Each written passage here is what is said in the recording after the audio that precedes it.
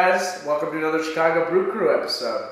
As always, I'm your host, Mike Moreno Jr., and I'm here with beer aficionado, Josh Stern. How's it going? So today we're going to be talking about Saint Stefanus, which is actually a Belgian blonde ale. And for those of you out there, I just want to say I love Belgian beers. So I'm really excited to try this beer. There's some of my favorites out there. And so before we get into trying this beer, Josh here has a little bit of history on this. You want to share that with us? Yeah, sure. I did a little bit of research. Well, Belgium's really well known for their beers because it has strong roots that go way back. The late 13th century, the abbey monks of the abbey monasteries in Belgium decided to brew beer and actually commercialize it. And that's why this is actually called an abbey beer as well as a Belgian blonde beer. And later, they started doing modern brewing in Belgium. In 1784, they started this St. Stefanus brewery.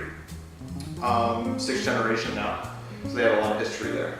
And then the fermentation, what's unique about this beer is really the fermentation. They use wild yeast from Belgium. And the first fermentation process, they keep that at just above freezing, which is kind of rare for beer. And they do that for a little bit, and then they bring it out, they heat it up as they're re-fermenting again, adding more yeast into it. And this allows for a lot of the oxygen to be released before they bottle it up. And what this wild yeast does is it allows this beer to become more complex as you age it from anywhere from 3 months to 18 months. It actually has it on the beer label that beer tells you exactly how. Yeah, actually that was one of the cool things that I really thought was interesting about this beer.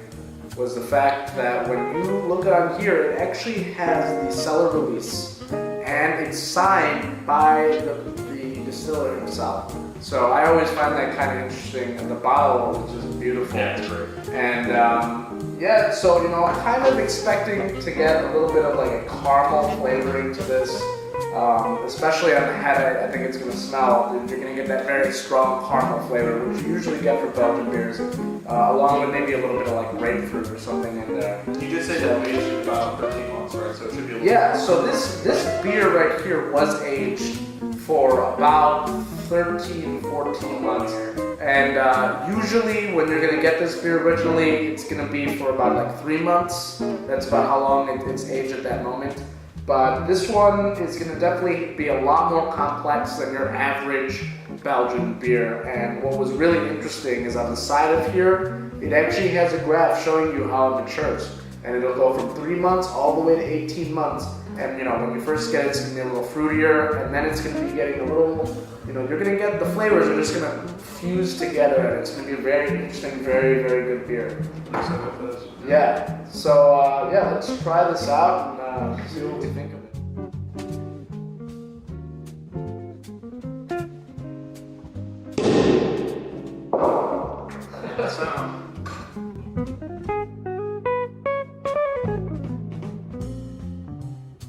So the first thing you want to notice is the coloring on this.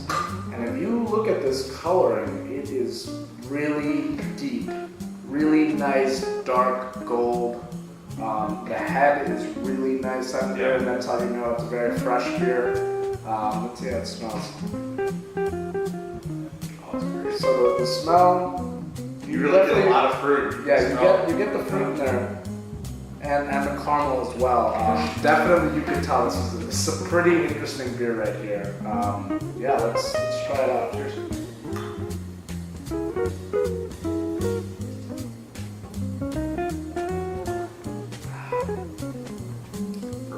Now that is a good Belgian beer. I can't say that for a lot of beers out there, but maybe it's just my personal opinion. But I think the Belgians really know how to make some good beers. I mean, they've been making it since the 13th century. Yeah. So when you're brewing for that long, you really, really know how to make some good beers. The guy that brews this beer, I looked on his website. He's 6th generation. So he's been doing this for a very, very long time. His family's been doing this. So he knows exactly what to do. He has a lot of unique techniques, like I said before. You can really taste the flavors, the complex flavors in this, the grapefruit, apple, a little bit of cinnamon in there. They really try to bring that up. Yeah, that's definitely, when you taste this, I actually, I'm surprised. You do get those other fruits in there. I feel as if there's almost more of an apple kind of aftertaste to it.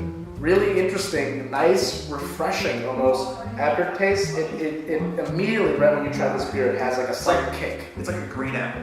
Yeah, that's what I was thinking. It has like a sour, like green apple aftertaste, and at the beginning, right when you try it, it has like almost like a slight burn kick almost. Yeah. Not in a bad way, in a really good way. I think you get the cinnamon. Yeah, maybe. Yeah, you're right. You get the cinnamon and the caramel kind of early on, and then then you start. When it's in your mouth, you kind of get a bunch of the different fruits. You get banana actually in there, which is really cool. Yeah. And then at the end, you really do get that sour apple, which is. Yeah. This is like I was saying. It's been aged for quite some time. Very complex. You have a lot going on in this beer at once. If you were to rate this beer right now, Josh, what would you rate this on a scale of 1 to 5? As a beer, I'd rate it a 4. Because I'm not a huge fan of Belgians. I like Chimay a lot, and I like the lighter Belgian more than the darker Belgians. Yes. As a Belgian beer, I give it a 5 out of 5, to be honest with you. It's one of my. I thought Chimay was, but I think it's beef Chimay. Yeah, for a blonde ale, it is a little heavier than, not necessarily heavier. I think it's the wrong word to use. It is more complex than most blonde ales. And like I said before, it might have to do with the fact that it's been aged for so long. I would give this beer 5 out of 5, hands down. I really like it. It's definitely a very refreshing beer. It has a lot going on in there, which is something I really, try and look for a good Belgian beer. I think it's phenomenal. And we hope you guys enjoyed this episode of the Chicago Brew Crew. I know we did. If you would like to find out more about us, you can check us out at Twitter. You could also find us on Facebook.com and Beer Menu. And before we go, I have some pretty cool shirts here that was provided by Moreno's Liquors.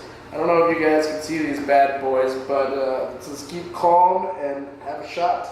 Kind of funny. They come in 2 different colors here. He's got. I actually kind of like tealish. Yeah, I kind of like that a little more.